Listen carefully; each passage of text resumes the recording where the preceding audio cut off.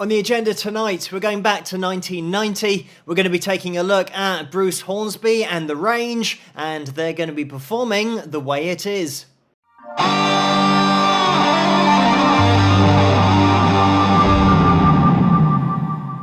Hello, Phil here from Wings of Pegasus, and welcome to another analysis video. If you enjoyed this video, please give it a thumbs up and subscribe.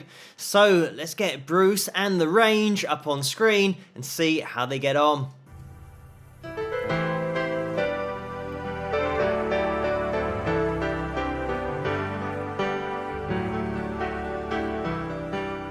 John Molo.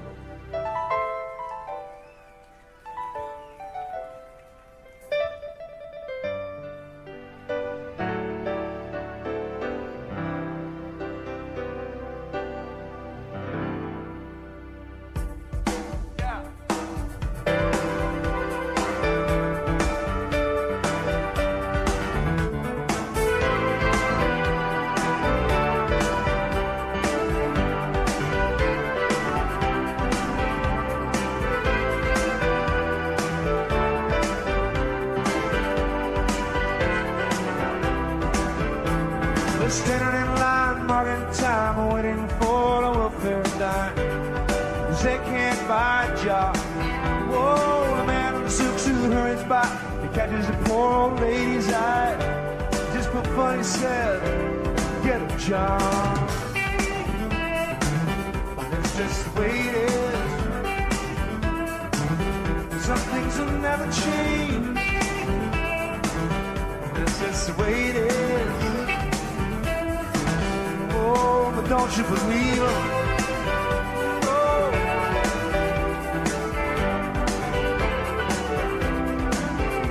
Said, hey, little boy, you can't go when others go. You don't look like they do. Oh, hey, old man, how can you stand to think that way? Or did you really think about it before you made the rules? You sing the sun. That's the way it is. Some things will never change, never change. That's the way it is. Whoa, but don't you believe it? Oh, no, no, no, don't believe it. No, don't you believe it?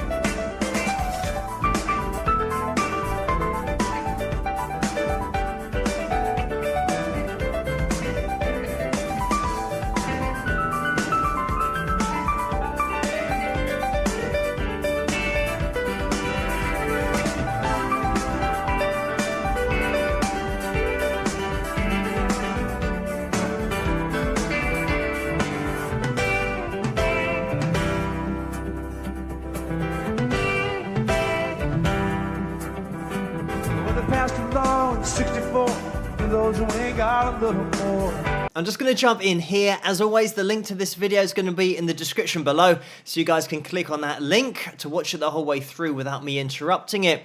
But this is one of those songs that everybody knows, and if you don't know the song or the title of the song, it's pretty straightforward the way it is.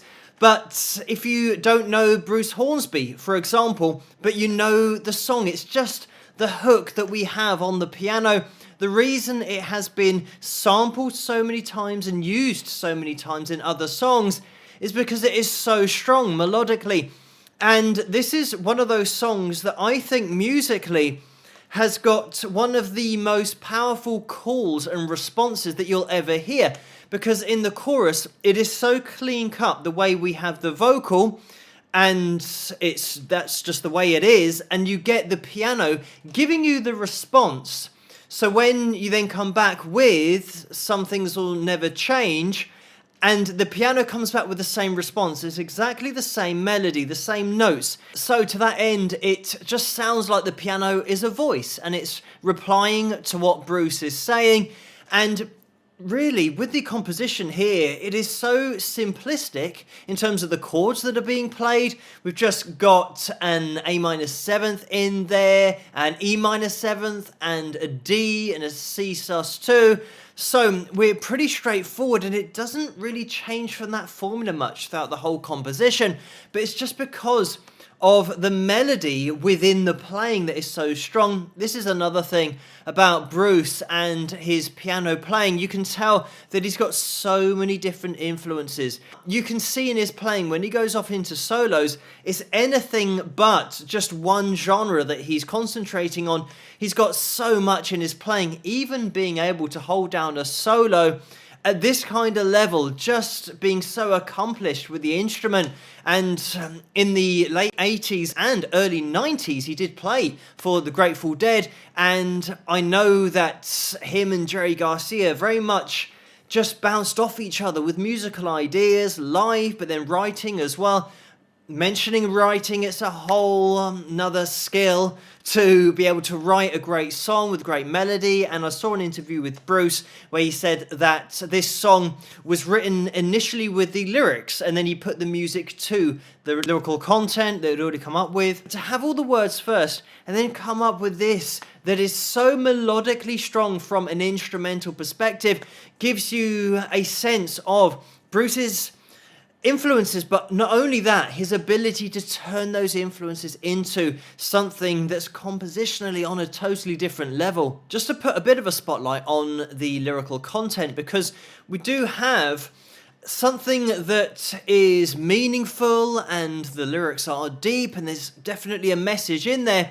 And the important thing to know is that we've got a few different subjects within the song, and it's about discrimination, prejudice, and different things that were just seen as the way it is, unfortunately. And by saying some things will never change, that isn't Bruce that is saying that. You've got two voices in this song, and Bruce is adding the tagline in the chorus when he says, "But don't you believe them?" And that is the point of the song, that you've got all of these things going on, all of the prejudice and discrimination, but it's something that will change, and it can change, and don't believe what people say. So there's a really strong message in this song. So just before we get into the guitar, obviously it's played on piano, so there is a guitar on stage, so we have a few lead notes in there. I'll show you the chords.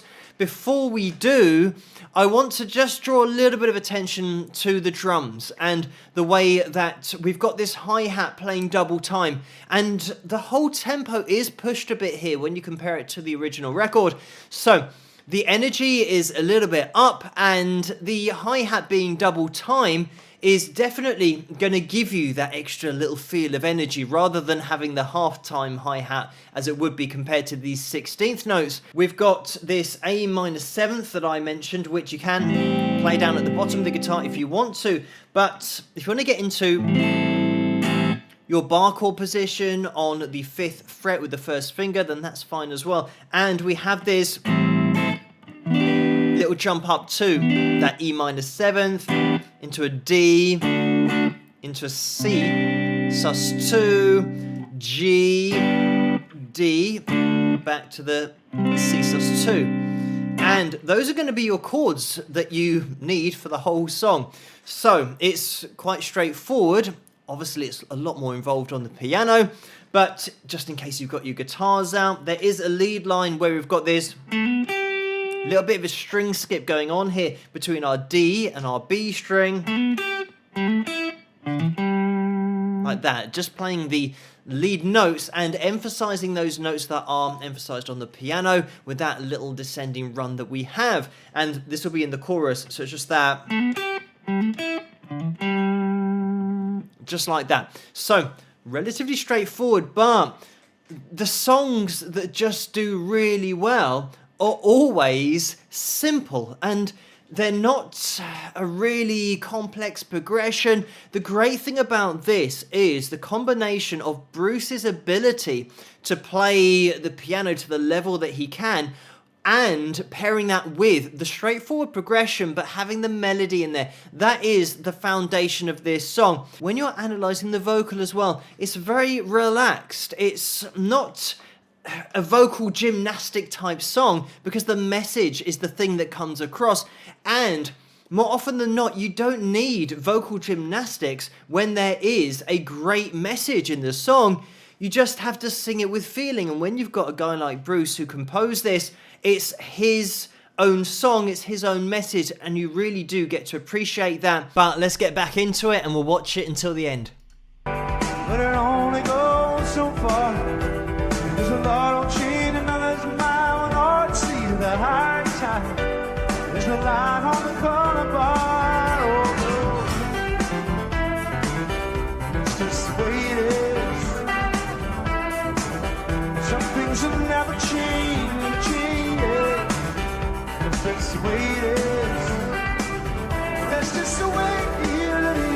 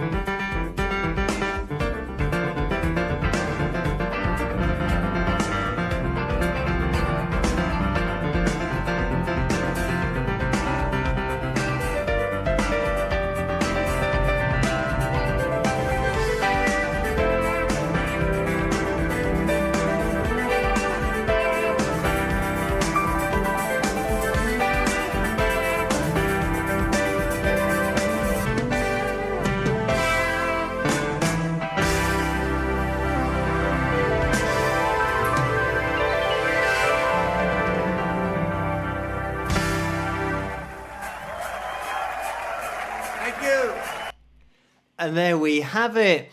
Just a mention about the band as a cohesive unit at the end there. So tight with the ending, considering that we do go off a tangent a little bit. When I'm talking about the solo that Bruce gets into, you can hear that this is just jamming. These guys are just keeping it looped round, just seeing where Bruce goes. He's got the ability to just go wherever he wants to, and even had a little bit of classic blues playing in there. So much ability on the piano, a great voice as well, let's throw that in there, but just the tightness all around to gradually bring the performance to a close and be so tight with each other while they do that. Just to mention as well that on the guitar, if you want the chords for the chorus, which I didn't mention earlier, we've probably most likely going to be having a G. You want it a little bit cleaner than that. And let me just make myself full screen so you can see the guitar. And we're going into the G. We're going down to probably that F major 7th. So leave your high E string open and then into the C sus2. So those are your chords for the chorus, and those are the only chords that I missed out before, but it's pretty much the same chords that we did have before. It's just that the F major 7th is in there, so an extra one to add in. Just to give you a little bit of a reference point, this song was released in 1986 and this is 1990, so 4 years later, and pretty much the period where Bruce started to go in a slightly different direction with not only his own music, but then teaming up with the Grateful Dead between 1990 and 1992, where he played over 100 shows with them. And it's one thing to have the ability to write this kind of song, but then also turn your hand to different styles. In 1987, he won the Grammy for Best New Artist, but then in 1990, he won a Grammy for Best Bluegrass Album. So it gives you an idea of how versatile he is as an artist, instrumentalist, also a producer. He's got that ability, and with that bluegrass album, and his bluegrass project was with Ricky Skaggs. And you can check out Ricky here on the channel here somewhere. I do have a video on him. And in 1994, he also won a Grammy for Best Pop Instrumental Album. So he's got this ability to just move from styles of music just seamlessly. And it's not something that I get the impression he's consciously trying to do something in a particular genre. He just writes in a particular way and has the ability to turn his ear and his instrumental ability to any style of music. And when he does, inevitably, it's going to be great. Just to throw a few names at you, Bruce has done so much work in the studio for other artists. He's played for Bob Dylan, Crosby, Stills and Nash, Stevie Nicks, to name but a few. He's also written songs. He wrote Jacob's Ladder for Huey Lewis, and that got to #1. That was a monster hit. He also produced Leon Russell's album, Anything Can Happen, and Leon Russell is here on the channel somewhere if you want to check him out independently. He also played on Age of Innocence by Don Henley, and on Bonnie Raitt's monster hit, I Can't Make You Love Me. So Bruce is one of those go-to guys within the industry, just for so many different things: production, writing, instrumental ability, session work, you name it. Bruce has got it down and can add something to any project. But it's great to have a look back here to 1990, playing a song that is timeless, and it's always going to hit a chord because there's that serious lyrical content in there. But when you just throw in the piano, the melody, the hook of that piano, it's just on a totally different level. Thank you guys so much for suggesting this video for me to take a look at, and keep those suggestions coming in the comments below. Let me know what you guys think, and if you did enjoy this video, please give it a thumbs up and subscribe, and I'll see you guys at the next one. Rock!